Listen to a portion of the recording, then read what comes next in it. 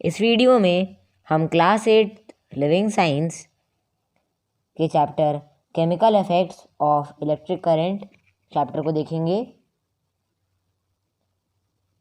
तो इसका पहला टॉपिक है इलेक्ट्रिक करंट। तो इसको पढ़ना स्टार्ट करते हैं। हम पहले पढ़ चुके हैं कि एक चार्ज इलेक्ट्रोस्कोप को अनचार्ज इलेक्ट्रोस्कोप से वायर के थ्रू कनेक्ट करते हैं तो चार्जेस थोड़े समय के लिए चार्ज इलेक्ट्रोस्कोप से अनचार्ज इलेक्ट्रोस्कोप तक फ्लो होने लगते हैं और ये चार्जेस का फ्लो होता रहता है जब तक कि दोनों इलेक्ट्रोस्कोप में जो चार्जेस हैं वो सिमिलर ना हो जाएं। ये ऑब्ज़र्व किया गया है कि सिर्फ नेगेटिव चार्जेस ही वायर से फ्लो होते हैं और पॉजिटिव चार्जेस फिक्स रहते हैं, वे फ्लो नहीं करते हैं। हमें मालूम है कि पॉजिटिवली और नेगेटिवली चार्ज्ड पार्टिकल्स एटम में प्रेजेंट रहते हैं। पॉजिटिवली चार्ज पार्टिकल्स को प्रोटॉन कहते हैं। ये हैवी होते हैं और फिक्स्ड होते हैं अपनी पोजीशन पे। नेगेटिवली चार्ज पार्टिकल्स को इलेक्ट्रॉन्स कहते हैं। नेगेटिवली चार्ज पार्टिकल्स को इलेक्ट्रॉन्स कहते हैं। ये लाइट होते हैं या हल्के होते हैं और ये फ्रीली मूव कर सकते हैं। नॉर्मली पॉजिटिव और नेगेटिव चार्जेस का नंबर एक एटम में बराबर होता है, इसलिए एटम का कोई भी चार्ज नहीं होता है, वो न्यूट्रल होते हैं।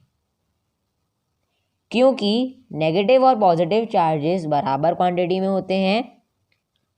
हालांकि जब ग्लास रॉड को सिल्क के साथ रब किया जाता है तो कुछ इलेक्ट्रॉन्स ग्लास रॉड से सिल्क क्लॉथ में ट्रांसफ़र हो जाते हैं। ग्लास रॉड से सिल्क क्लॉथ में ट्रांसफ़र हो जाते हैं, इसलिए ग्लास रॉड में इलेक्ट्रॉन्स की कमी हो जाती है, इसलिए वह पॉजिटिवली चार्ज हो जाते हैं और सिल्क क्लॉथ में उतने ही इलेक्ट्रॉन्स आ जाते हैं। जबकि प्लास्टिक कोम को फ्लेनल से रब किया जाता है तो फ्लेनल पॉजिटिवली चार्ज हो जाता है और कोम्ब नेगेटिवली चार्ज हो जाती है। हमने पहले पढ़ा हुआ है कि जब एक चार्ज्ड इलेक्ट्रोस्कोप को अनचार्ज्ड इलेक्ट्रोस्कोप से वायर के थ्रू कनेक्ट करते हैं तो थोड़े समय के लिए चार्जेस फ्लो होने लगते हैं जब तक कि दोनों इलेक्ट्रोस्कोप्स में चार्जेस सेम ना हो। ये ऑब्ज़र्व किया गया है कि सिर्फ नेगेटिवली चार्ज्ड पार्टिकल्स मूव करते हैं और पॉजिटिवली चार्ज्ड पार्टिकल्स फिक्स्ड रहते हैं और फ्लो नहीं करते हैं। इलेक्ट्रॉन्स का फ्लो इलेक्ट्रिक करंट बनाता है। इलेक्ट्रिक करंट को कंटिन्यूसली फ्लो होने के लिए दो चीज़ों की ज़रूरत होती है। पहली, कंटिन्यूअस या बिना टूटा पाथ जिसे हम सर्किट कहते हैं। इसमें से करंट फ्लो होता है। सर्किट में नॉर्मली कॉपर वायर यूज़ किया जाता है क्योंकि कॉपर गुड कंडक्टर है इलेक्ट्रिसिटी का। एक स्विच लगाया जाता है सर्किट में ताकि सर्किट को कनेक्ट और डिस्कनेक्ट कर सकें। और दूसरी चीज़ है इलेक्ट्रोमोटिव फोर्स। इलेक्ट्रोमोटिव फोर्स जिसे हम ड्राइविंग फोर्स भी कहते हैं। सर्किट के अराउंड जो इलेक्ट्रॉन्स हैं उन्हें पुश करने के लिए एक फोर्स की ज़रूरत होती है। इसे हम ड्राइविंग फोर्स बोलते हैं और ये फोर्स इलेक्ट्रिक सेल या जनरेटर से प्रोवाइड कराया जाता है। नेक्स्ट टॉपिक है डायरेक्शन ऑफ इलेक्ट्रिक करंट। हमें पता है कि इलेक्ट्रॉन्स ज़्यादा इलेक्ट्रॉन्स वाली से कम इलेक्ट्रॉन्स वाली बॉडी तक फ्लो करता है। यानी कि एक बॉडी जो नेगेटिवली चार्ज्ड है वो पॉजिटिवली चार्ज्ड बॉडी के पास फ्लो होगी। पहले साइंटिस्ट का मानना था कि electric current positively charged body से नेगेटिवली चार्ज्ड बॉडी तक फ्लो होता है, इसलिए उन्होंने इसको direction of flow of current मान लिया। आज हम फ्लो ऑफ कन्वेंशनल करंट को पॉजिटिव से नेगेटिव मानते हैं और फ्लो ऑफ इलेक्ट्रॉनिक करंट को नेगेटिव से पॉजिटिव मानते हैं। एक्टिविटी 1 स्टार्ट कर लेते हैं। एक्टिविटी 1 है हमें कंडक्टर और इंसुलेटर को ऐसे टेस्ट कर सकते हैं। एक कंडक्टर और इंसुलेटर के लिए टेस्टर बनाना है। हमें एक सर्किट बनाना है जिसमें एक सेल, एक बल्ब, इंसुलेटिंग वायर की मदद से हमें इनको कनेक्ट करना है। कुछ देर के लिए वायर के दोनों फ्री एंड्स को आपस में टच कराना है। अगर बल्ब ग्लो हो गया तो हमारा टेस्टर रेडी है और वर्क कर रहा है। और अगर बल्ब नहीं ग्लो करता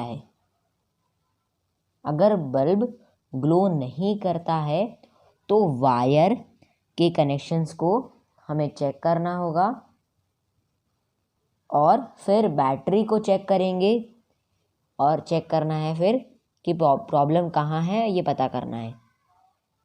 हम बहुत सारे सब्सटेंसेस को वायर के दोनों फ्री एंड्स से कनेक्ट करके टेस्ट कर सकते हैं। अगर बल्ब ग्लो कर रहा है तो वह सब्सटेंस कंडक्टर है, अगर नहीं कर रहा है तो वो सब्सटेंस इंसुलेटर है। हम ये एक्सपेरिमेंट वुड के piece, iron nail, aluminium spoon, lead of a pencil, paper, cloth, eraser और एक प्लास्टिक स्पून के साथ कर सकते हैं। नेक्स्ट टॉपिक है हमारा कंडक्शन थ्रू लिक्विड्स। तो जैसा कि हमने पहले पढ़ा हुआ है कि कुछ सब्सटेंसेस जैसे कि मेटल्स इलेक्ट्रिक करंट को फ्लो होने देते हैं, उन्हें हम इलेक्ट्रिक करंट के कंडक्टर्स कहते हैं। Iron, brass, aluminium, copper, graphite etcetera चीज़ें कंडक्टर हैं और air, wood, paper, cloth, rubber और प्लास्टिक इलेक्ट्रिक करंट को फ्लो नहीं होने देती हैं, इसलिए हम इनको इंसुलेटर्स कहते हैं। अभी तक हमने सॉलिड में इलेक्ट्रिकल कंडक्टिविटी टेस्ट की है। अब हम लिक्विड से इलेक्ट्रिसिटी पास होती है या नहीं होती है ये चेक करेंगे। एक्टिविटी 2 है वाटर से और अदर लिक्विड से इलेक्ट्रिसिटी कंडक्शन हमें ऑब्जर्व करना है। अपने टेस्टर के वायर के दोनों फ्री एंड से डिफरेंट लिक्विड्स को कनेक्ट करके उनकी इलेक्ट्रिकल कंडक्टिविटी टेस्ट कर सकते हैं। अगर बल्ब ग्लो करता है तो लिक्विड में इलेक्ट्रिसिटी कंडक्ट होगी। ये एक्सपेरिमेंट हम distilled water, tap water, salt solution, sugar solution, lime juice, vinegar और हनी के साथ करेंगे या कर सकते हैं। इसे करने का इजी तरीका है कि आप लिक्विड की कुछ ड्रॉप टेबल पे डालें और वायर के दोनों एंड टच करें, या तो आप मिनरल वाटर बॉटल के प्लास्टिक कैप में थोड़ा पानी डालें और उसे चेक करें, और हर लिक्विड को टेस्ट करने के बाद वायर के एंड्स को पानी से वॉश करें और उसे सुखाने के बाद ही दूसरे लिक्विड को टेस्ट करें। लिक्विड को टेस्ट करते समय आप देखेंगे कि बल्ब इतना ब्राइटली ग्लो नहीं करता है जितना कि मेटल्स के साथ करता है। ऐसा इसलिए है क्योंकि लिक्विड्स बहुत अच्छे कंडक्टर नहीं हैं जितने कि मेटल्स हैं।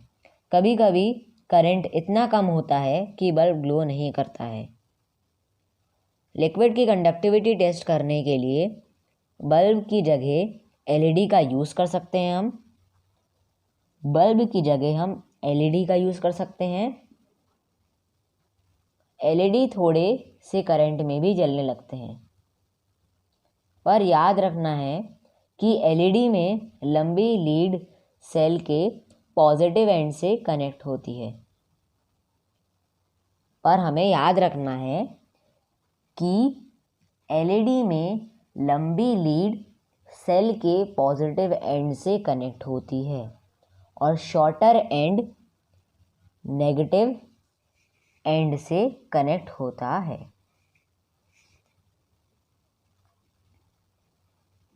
लिक्विड्स पुअर कंडक्टर होते हैं और गुड कंडक्टर में क्लासिफाई होते हैं।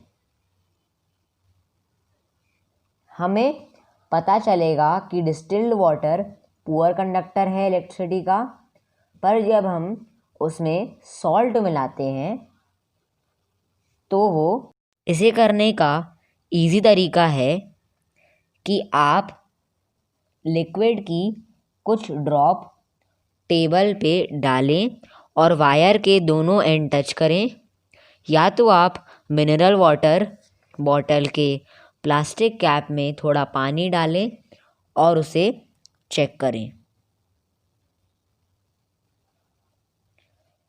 और हर लिक्विड को टेस्ट करने के बाद वायर के एंड्स को पानी से वॉश करें और उसे सुखाने के बाद ही दूसरे लिक्विड को टेस्ट करें। लिक्विड को टेस्ट करते समय आप देखेंगे कि बल्ब इतना ब्राइटली ग्लो नहीं करता है जितना कि मेटल्स के साथ करता है। ऐसा इसलिए है क्योंकि लिक्विड्स बहुत अच्छे कंडक्टर नहीं हैं जितने कि मेटल्स हैं। कभी कभी करंट इतना कम होता है कि बल्ब ग्लो नहीं करता है। लिक्विड की कंडक्टिविटी टेस्ट करने के लिए बल्ब की जगह एलईडी का यूज़ कर सकते हैं। हम बल्ब की जगह हम एलईडी का यूज़ कर सकते हैं। एलईडी थोड़े से करंट में भी जलने लगते हैं, पर याद रखना है कि एलईडी में लंबी लीड सेल के पॉजिटिव एंड से कनेक्ट होती है। पर हमें याद रखना है कि एलईडी में लंबी लीड सेल के पॉजिटिव एंड से कनेक्ट होती है और शॉर्टर एंड नेगेटिव एंड से कनेक्ट होता है।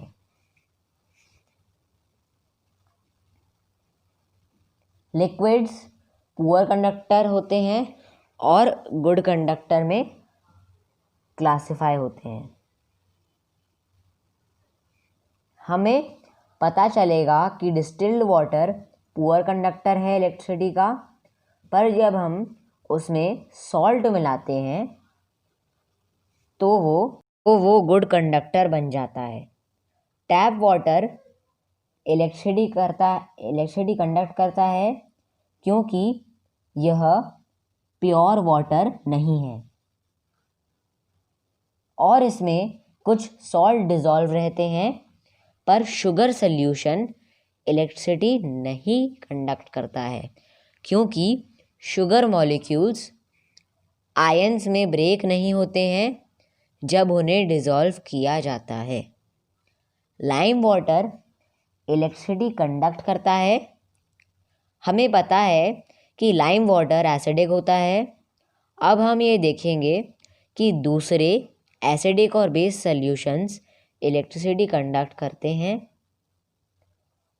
नेक्स्ट एक्टिविटी 3 है। ये एक्टिविटी एक्सपेरिमेंटल इन्वेस्टिगेशन है। हम 2 छोटे प्लास्टिक के कप लेंगे और दोनों में डिस्टिल्ड वाटर हमें डालना है। अब हम एक में सल्फ्यूरिक एसिड की ड्रॉप्स डालनी है और दूसरे में सोडियम हाइड्रोक्साइड की ड्रॉप्स डालनी है। अब हम इसे चेक करेंगे अपने टेस्टर से, तो हम देखेंगे कि दोनों ही इलेक्ट्रिसिटी कंडक्ट कर रहे हैं। हम बोल सकते हैं ज़्यादातर लिक्विड्स जिनमें इलेक्ट्रिसिटी कंडक्ट होती है वो एसिड, बेस और सॉल्ट के सॉल्यूशंस होते हैं।